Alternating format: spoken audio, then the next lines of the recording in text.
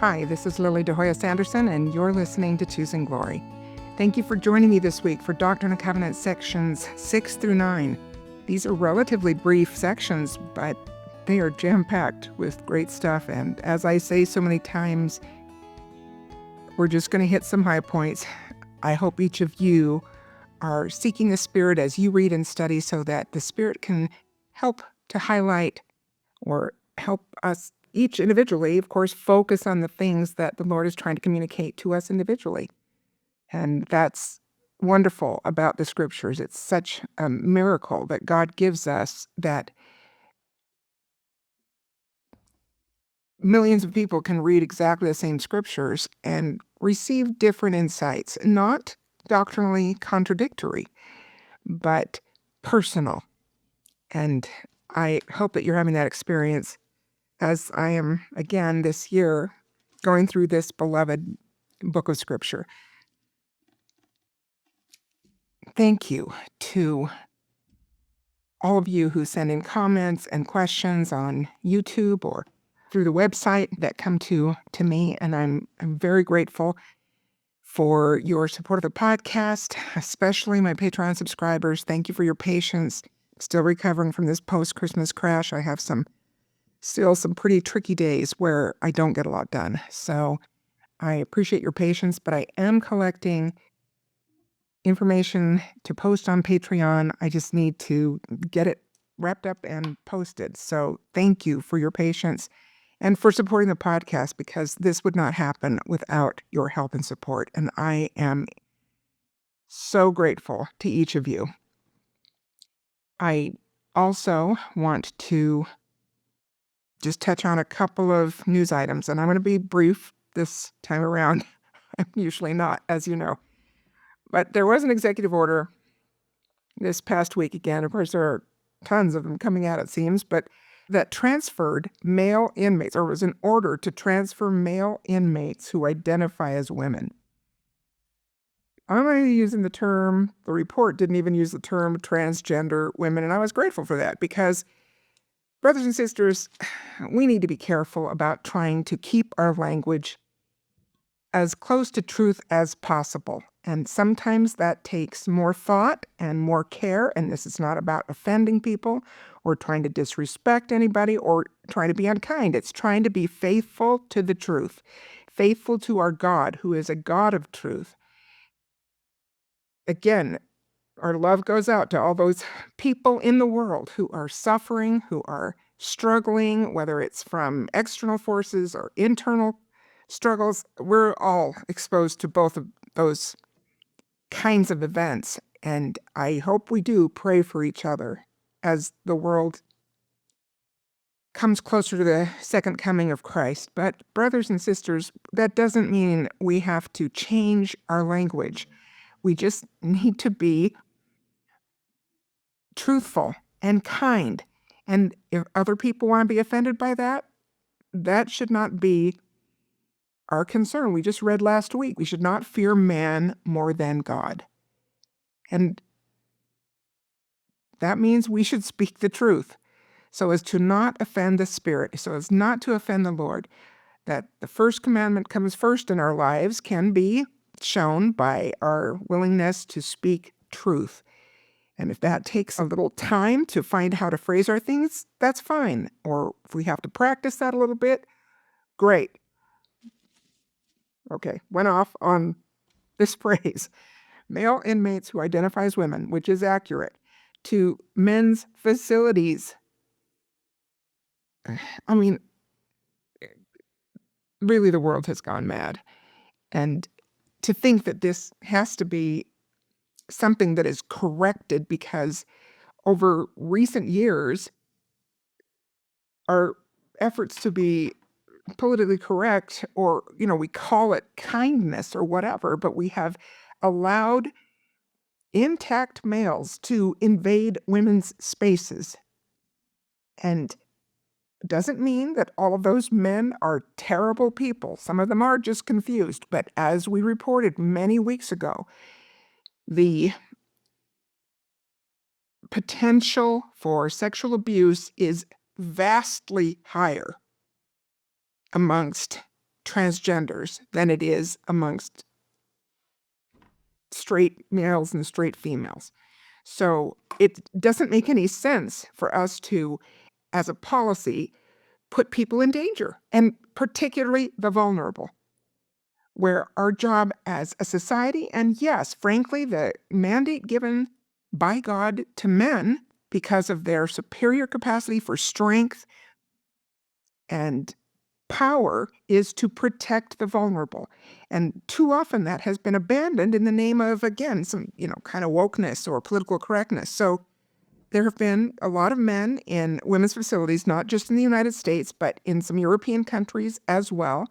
And as you would expect, we end up with a greater number of pregnancies that begin in the prison, where they're not supposed to have that kind of vulnerability or relationship. So, I mean, how sad is that we're having to have an executive order to reverse that? And the trouble with executive orders is that they can be reversed the next time from a different administration. So until we as people in our countries, and I should say until or unless we elect representatives who are willing to put this into law, which should be common sense, instead of requiring some kind of, course correction, then these things happen and the vulnerable are not protected. They also are to halt medical treatments related to gender transition, because this should not be a taxpayer cost. It certainly elective stuff, and if people want to live their lives as adults who can finance their own choices in that area, that's their choice, but it should not be a taxpayer-funded expense, in my opinion. So that is being halted. But notice this, and this wasn't a part of the story, but I had heard some things before, so I looked it up, and as of March of last year, 2024, the United States had 98 federal prisons and 1,566 state prisons. So that's just a drop in the bucket. To reverse this policy in federal prisons is good move forward, in my opinion. But we've got 15 times that number of federal prisons that are run by states. I didn't look up to see what the policies were in each state, but you can imagine some states that tend to be more on one side of this issue than on the other are going to have policies that remain, that put vulnerable women in risky situations. Now, again, let your opinions be known to the extent that you can by making wise decisions when we vote. I know there's a lot of craziness going on, and I'm not suggesting that we can stop all of it, but we should do our part. We should do our part. And then we can stand blameless before the Lord that we didn't contribute to danger for women and danger for children in other policy decisions. Okay. Good news, and again, I'm going to be brief on this, but there was the release of some of the hostages to the Israeli government that have been held by Hamas for, I don't even know how many days. I should have looked it up, but almost coming up on a year and a half. These are innocent people that were taken prisoner in the October 7th terrorist attack of 2023. And now a few of them have been released as the beginning enactment of a ceasefire deal that has been negotiated between Hamas and Israel. Now, there are some unresolved issues here, and in some ways, of course, anything that can lead to the release of these hostages can be celebrated at some point or at some level, because we want those hostages to return to their lives, to their families, to the people who love them, and to freedom. So that's a good thing. However, there are some decisions that are still going to be tricky, and this is all just continued fulfillment of the buildup to all nations coming against Israel. As we've seen, the International Justice Court, the IJC, has made these statements against Israel. A lot of people consider the IDF, the Israeli Defense Forces, as being a terrorist organization, which is absurd. I'm not saying any army is perfect. Any military force is perfect. I mean, mistakes get made. There's always terrible stuff that happens in war. And we should avoid war whenever possible, but there are times when people need to defend themselves, and this has been throughout history, and we rely on good men to do most of that work, and good women can certainly contribute in some ways. So I should say in some and important ways. It is not trying to bash women, it's just saying that without good men, can you imagine the fables of Amazonian armies notwithstanding? Can you imagine an army full of women going up against an army full of men?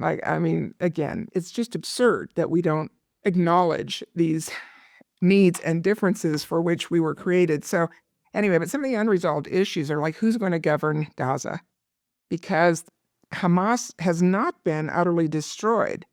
And there are some troubling reports that they've been recruiting successfully during this time of war.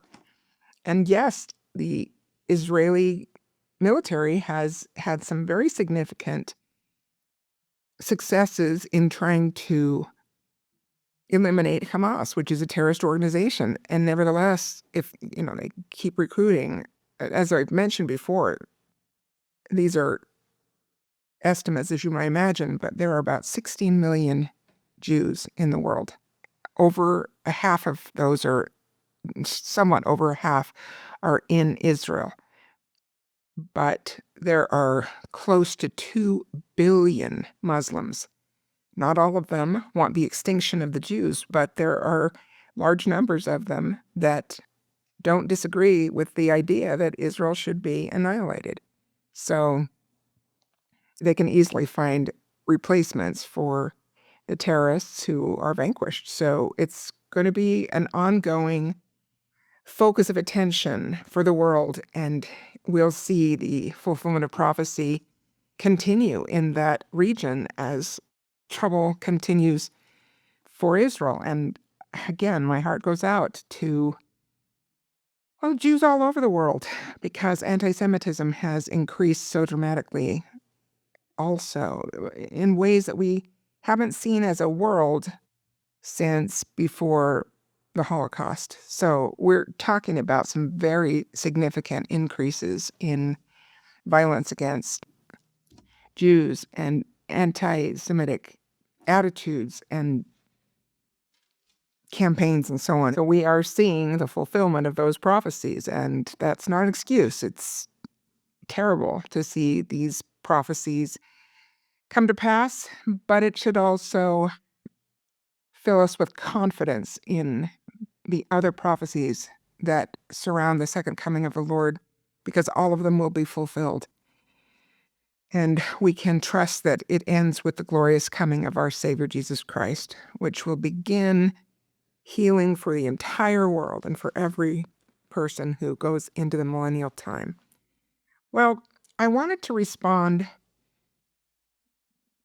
also to an email that I got from a podcast listener in Switzerland, I believe.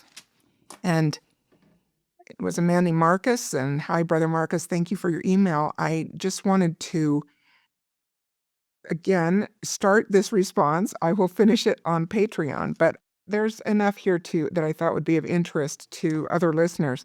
The question had to do with, what does that stewardship over the earth mean that I was mentioning? Because I have said in previous weeks that if we worship the earth, then we end up making man the enemy. And there's so much evidence of that. And again, these recent fires in Southern California have given us a chance to maybe ponder on some of those things. But it's not just there. It's all over places and all over Europe where people's well-being has been sacrificed to this new god of earth worship or planet worship that does frame humankind as the enemy. And how God's desire is that the earth is made for man. as Christ said, that the Sabbath is made for man, not man for the Sabbath. Like, let's get it right, and not become so extreme in our worship of the earth that we become off balance and we end up thinking people shouldn't have children and, they shouldn't have the blessings that God has allowed for in the creation of the world. But I did say that, of course, we need to be good stewards. So where does that go? Anyway, this is an attempt to answer a little bit. As just the beginning, again, there will be more information on Patreon about this soon. But I am going to begin with some information given by Hugh Nibley. It's sort of a summary of some of the things that Nibley taught. And he laid out 4 principles for us to follow as stewards over the earth. Number 1, humankind has a divine mandate to properly care for the earth. And it started with Adam and Eve being told to tend this garden, tend this beautiful garden. I mean, Adam was given the command to name the animals. So, let's start with that, and let's recognize that we do have a stewardship that began with Adam and Eve and continues to this day to care for the earth. Number 2, spiritual health and environmental health are directly related. In other words, if we don't care for the earth, there's something amiss with our spirits, because there should be more of a connection between our longing for our spiritual home and our willingness to acknowledge the beauty of this planet and the blessings that come for us being on this planet and what the earth can provide in God's plan for his children. 3, creation obeys and reverences man only as man cares for creation. And I have talked about this before in other words where I've said that, the earth is tired. Like, look at reports about how nutritious our food is.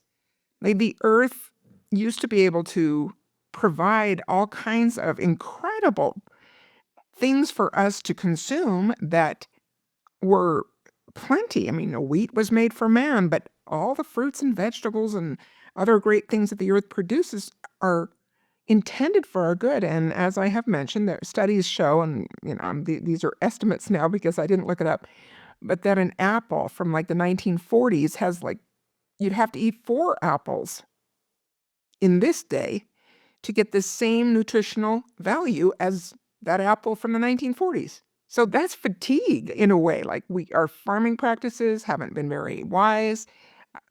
All the pesticides or the way we use fertilizer. Don't get me wrong. I am not anti-technology.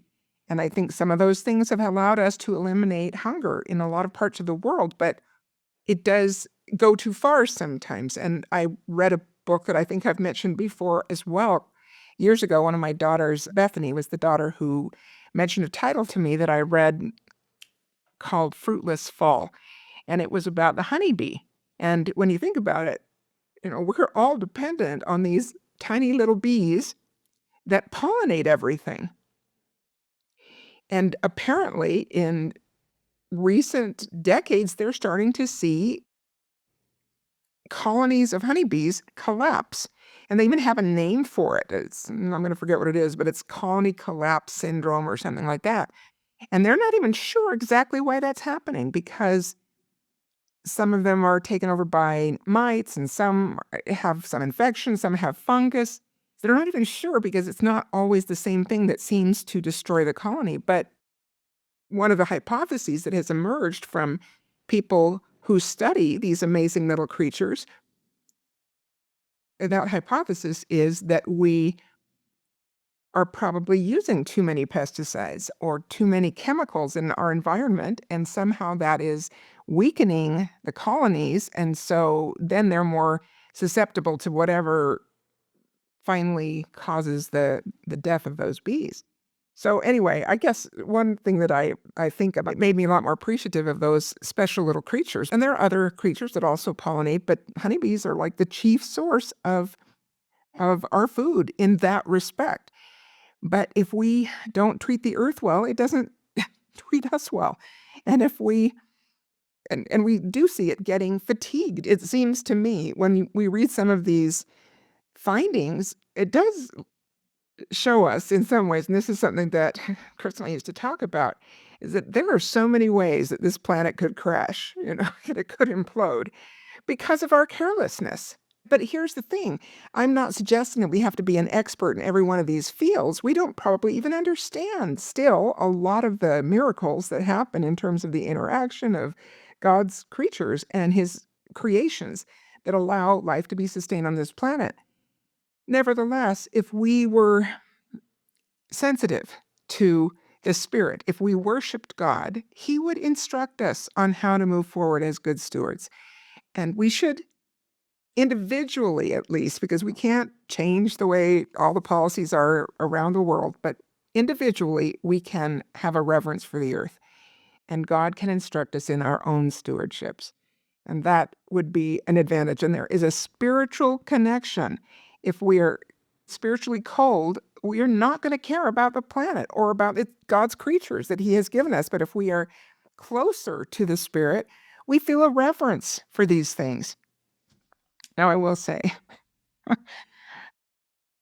I feel like I've experienced that. Like, I know that in recent decades, I don't know, it's been a long time, but I don't like to destroy living things, even insects and things like that. I don't actually like them in my house. So I- if I mean, there are some things that I must say I don't really get the reverence for. And we don't live in a humid area, so we don't really get a lot of cockroaches or anything like that. But when we lived in Oklahoma, I was, I was happy to try to get the cockroaches killed that were in the house. And pest, control and things like that sometimes I find a little useful in its place. I will say that I don't understand exactly what the role of mosquitoes will be in the millennium.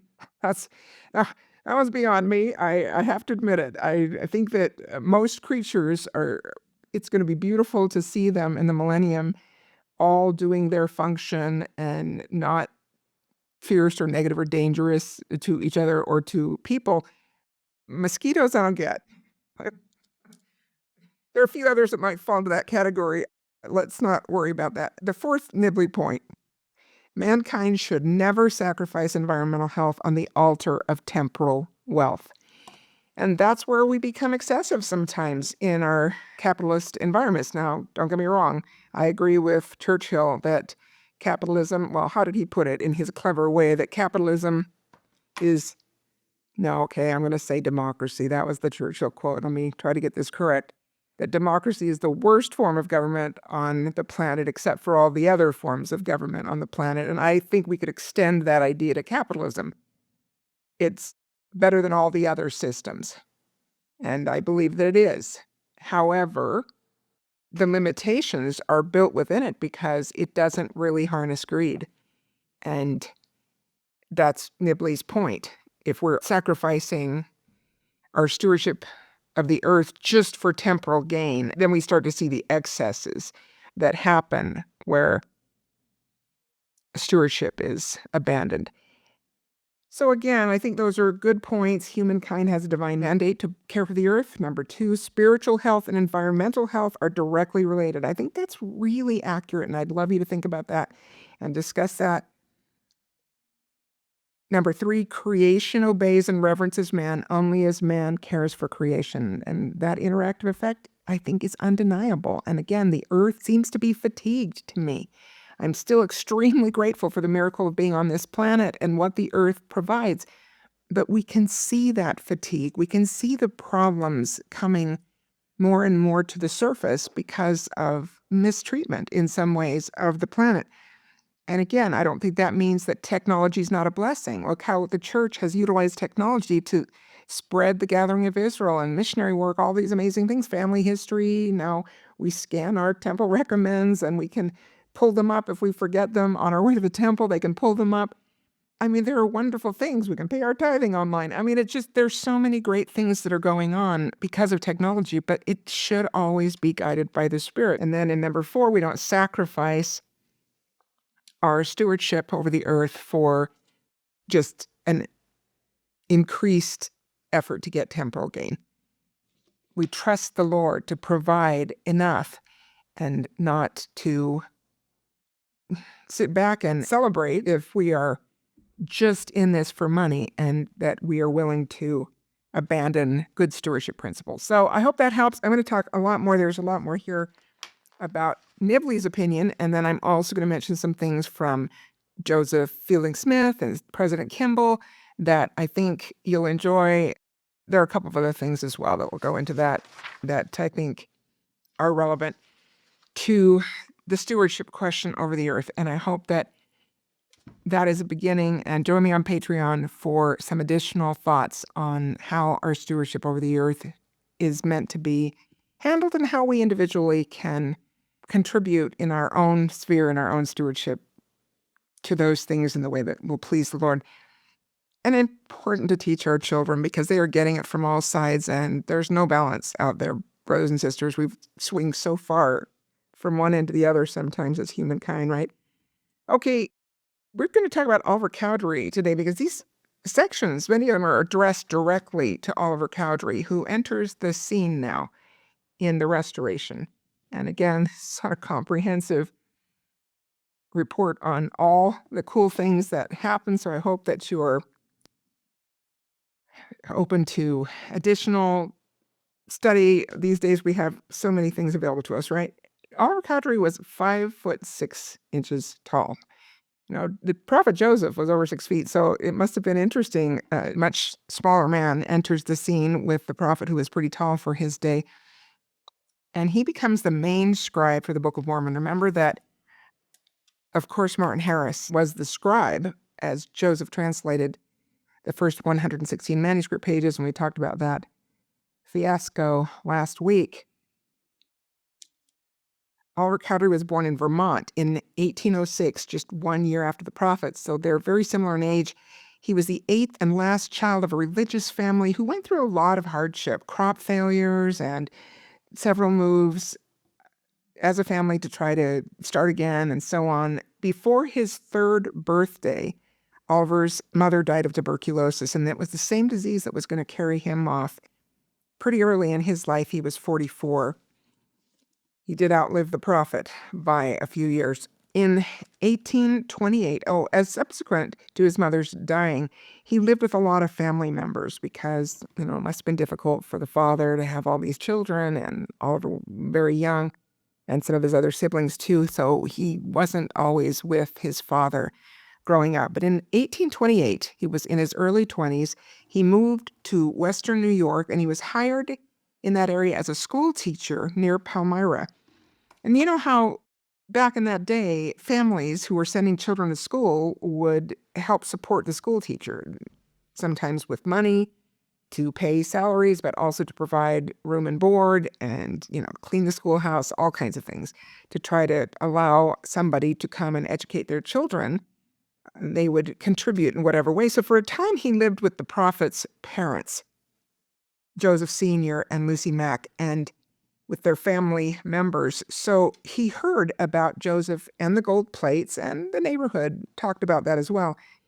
And in some things that Oliver wrote, he explained that the Lord appeared to him personally and, quote, shewed unto him the plates in a vision and also the truth of the work. So Oliver has a very personal experience, according to his own report, before even meeting Joseph Smith, in which he is shown the plates in a vision and knows that this is a true work that Joseph is doing. So he travels to Harmony, Pennsylvania, very shortly after, again, the disaster of the 116 manuscript pages being lost, and almost immediately starts to work as Joseph's scribe in the translation.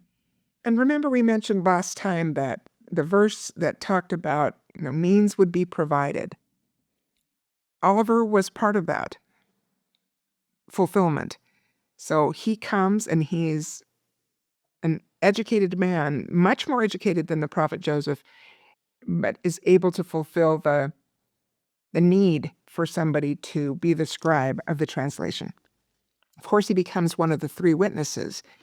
He helped with the publication of the Book of Mormon and later wrote, quote, I shall ever look upon this expression of the Savior's goodness with wonder and thanksgiving while I am permitted to tarry. So as we know, the 3 witnesses never deviated from their witness of the work. All 3 of them were out of the church for at least significant periods of time. Oliver's time out of the church was the briefest.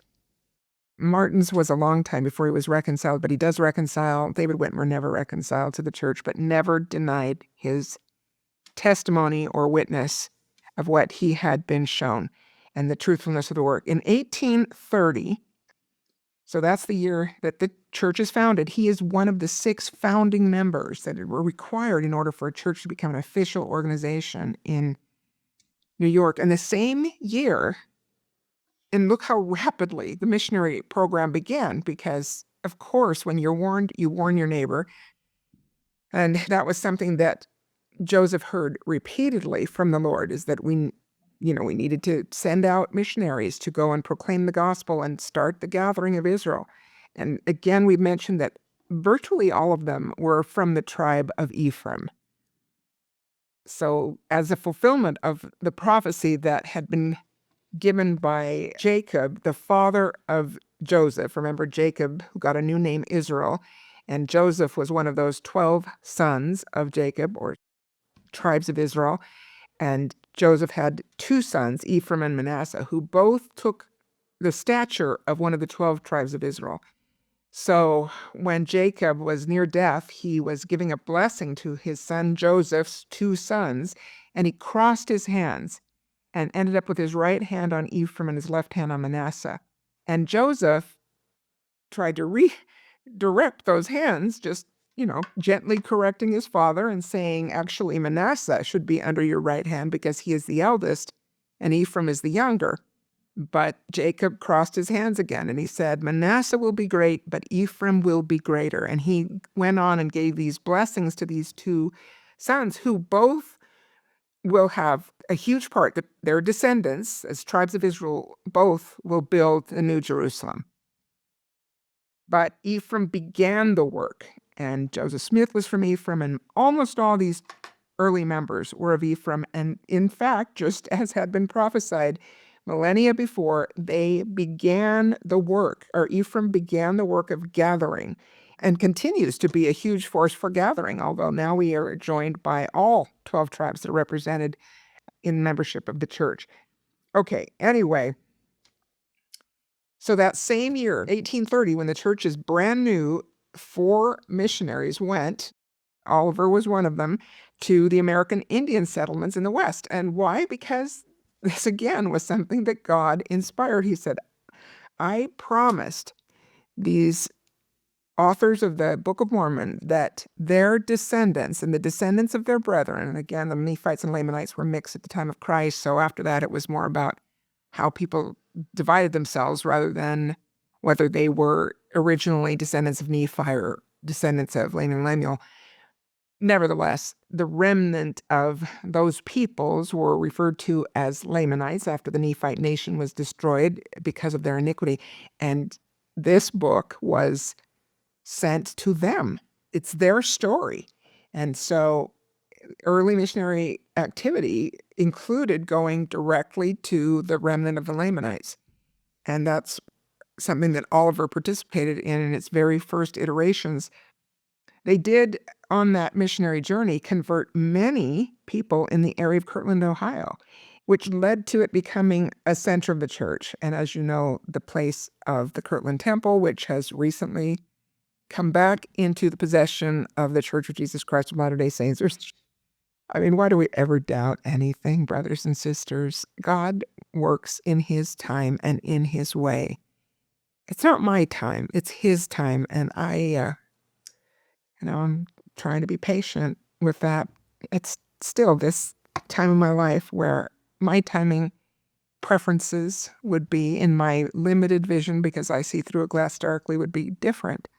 But I'm willing to trust the Lord because His timing is always right. And if I got my way on the timing, it would mess things up. So I'm not going to go there. I'm going to submit, and I'm going to try to yield ever more to the Lord's will. 2 years after that beginning of the church and the mission that Oliver participated in, he married one of the Whitmer daughters, Elizabeth Ann Whitmer, and they had 6 children. But only one daughter, Marie Louise, lived past early childhood. Oh, I guess I just wanted to point that out that these people experienced all kinds of hardships. Life didn't pause for them, and their troubles didn't end because they were involved in the work of the restoration. They continued to have heartbreak and challenges and difficulties. And the Lord never said, I'm just going to take care of all those things for you. And if you just do my work, the rest of it will be smooth sailing. He's never said that.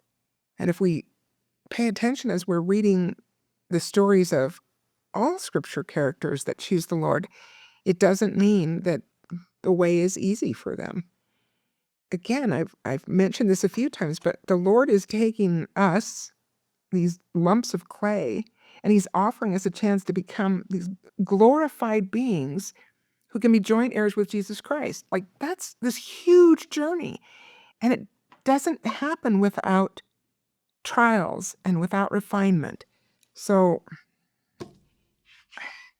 it's better if we don't complain too much, which doesn't mean we can't detox, and it doesn't mean we can't do our cathartic writing, or that we can't support each other and sometimes, let each other bear our burdens, right? And that means sometimes, yes, I can talk about my sorrows to close friends. I share many of them with you, but not all. And it's okay for us to go through our own pain and grief.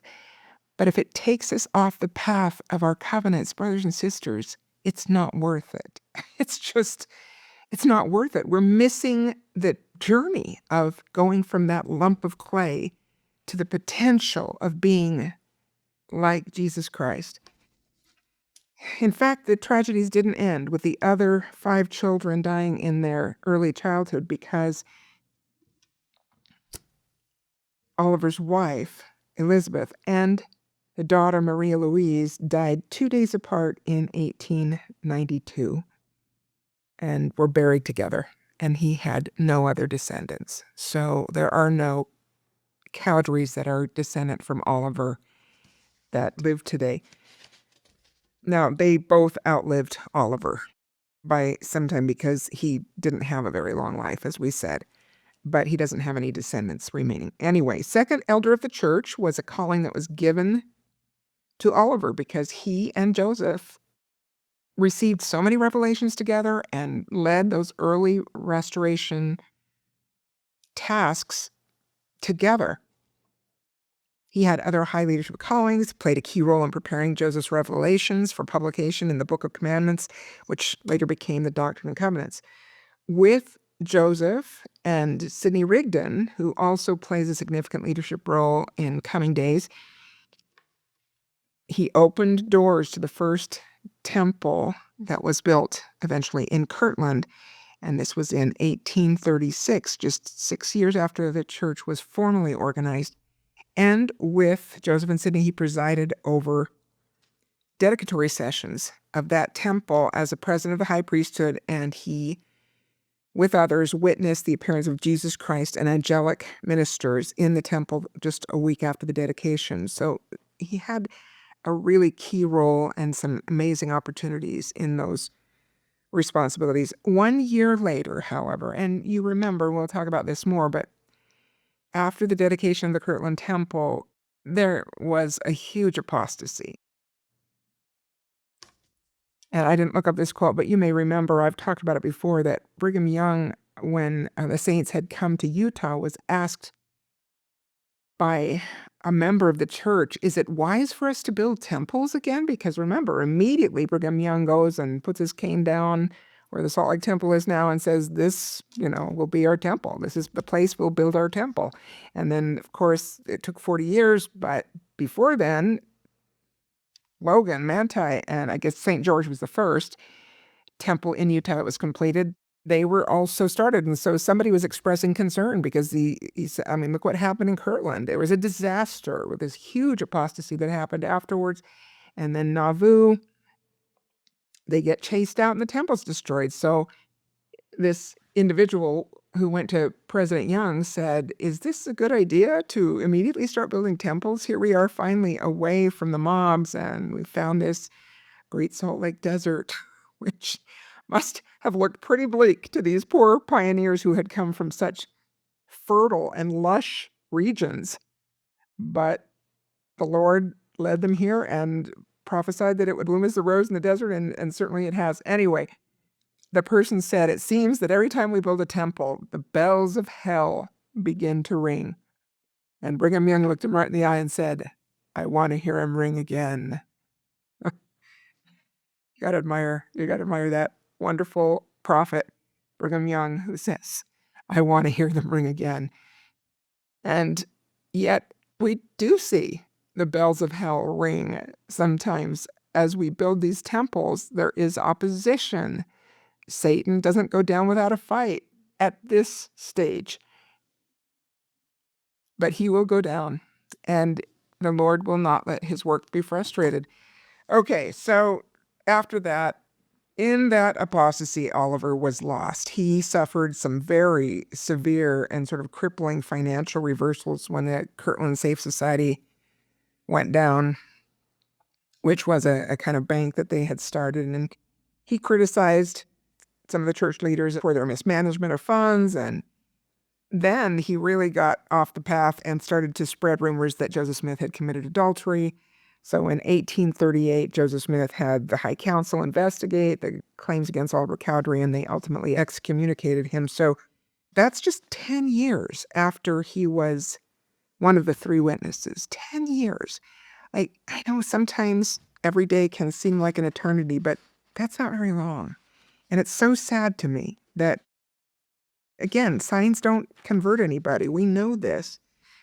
We need to remain diligent and every day make decisions to choose God and to safeguard our testimonies and to increase our testimonies, not just try to stay static, but to increase our understanding of light and truth and intelligence, to grow in the light, or things start to dim on us. So anyway, Cowdery spent the next few years studying, then practicing law in Kirtland, and then he moved 100 miles west to Tiffin, Ohio, practiced law there for about 7 years, and while in Tiffin, he corresponded with the saints. And some of these Latter-day Saints were hoping to reconcile Cowdery with the church, and he was not negative about that. So it was a pretty positive connection that he formed through correspondence. Brigham Young's brother, Phineas Young, visited Oliver Cowdery and then wrote, quote, "His heart is still with his old friends." So by that time, whatever difficulties there had been about the financial disaster and all that kind of stuff had faded, and he had not become bitter or turned against them anymore. But of course, Oliver, as we know, never revoked or denied his witness of the Book of Mormon or his seen the angel and seen the plays. But it looked for a while, in fact, that he might go to Nauvoo. So he might have joined with the saints again, but he never made it there before Joseph Smith was killed in Carthage. But in Carthage, and this was new to me, I don't think I had heard this before, or if I had, I'd forgotten, that Joseph Smith received and actually read a letter from Oliver just hours before the mob killed Joseph and Hiram at Carthage jail. So there was connection that was made, and that's kind of a sweet thing to me. In 1847, Cowdery moved to Wisconsin, hoping it would improve his health. And that was a new one to me, too, because I thought, who moves to Wisconsin? No offense to anybody in Wisconsin, but who moves to Wisconsin for their health? But anyway, he tried that. He had the thought of trying to join the LDS pioneers going west, and he spoke in support of the 12 assuming leadership of the church after the death of the prophet. And that's a big deal because that was a time when, remember, again, there was a lot of splitting off of factions, the Rigdonites and the, I forget, these-ites and the RLDS and whatever. There were all, Strangites was one of the groups. Anyway, there were a lot of factions that claimed that since Joseph was now gone, that they had leadership rights to the church. And he supported the 12, which was correct. And it took 3 years before Brigham Young was sustained as the next prophet and president, but the 12 remained intact and had the keys as a body to continue to lead the church under the authority of God. But shortly after he started speaking in support of the 12, the High Council voted to readmit Oliver into full fellowship. Orson Hyde, a wonderful apostle of those early days who was a member of the 12 at that time, rebaptized, reconfirmed, and reordained Oliver, who planned to go to Utah, but his health declined too rapidly, and he ended up passing away in 1850 of tuberculosis before he could travel west. Now, we're going to end part 1 right here, and we'll see then in part 2 what highlights we're going to draw from these actual sections. But I hope that we feel not disdain for their troubles, but gratitude for these early leaders of the church. Oliver performed a tremendous role in the bringing forth of the Book of Mormon. Certainly it didn't surpass Joseph Smith's, but it was a tremendous synergistic relationship that formed between them.